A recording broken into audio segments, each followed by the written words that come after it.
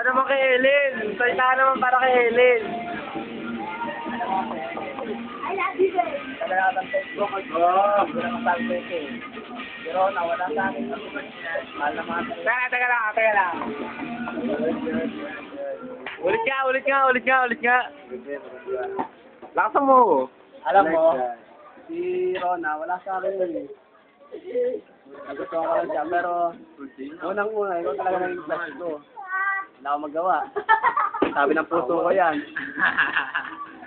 Yun na yun, Jason! Yun na yun! Ano pa? Teka lang. Ay, ako kukuha para mas maganda tanong. Oy, tumingin ka dito, pre.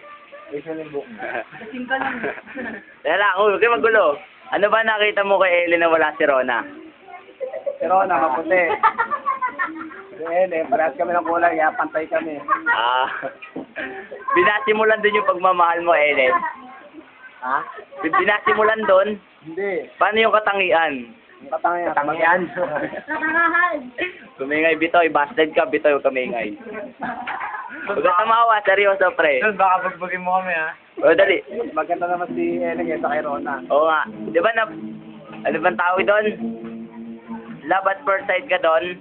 Kay Rona? Kay Ellen? Ellen? May nagsabi kasi sa akin eh.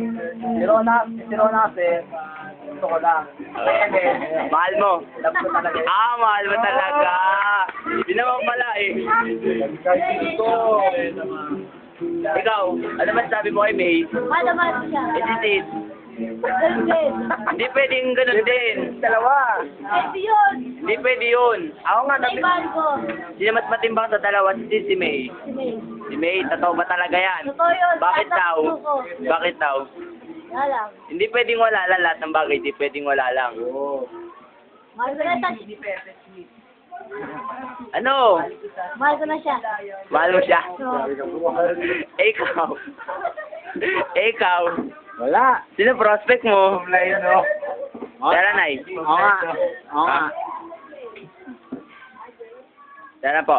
Sige, ito.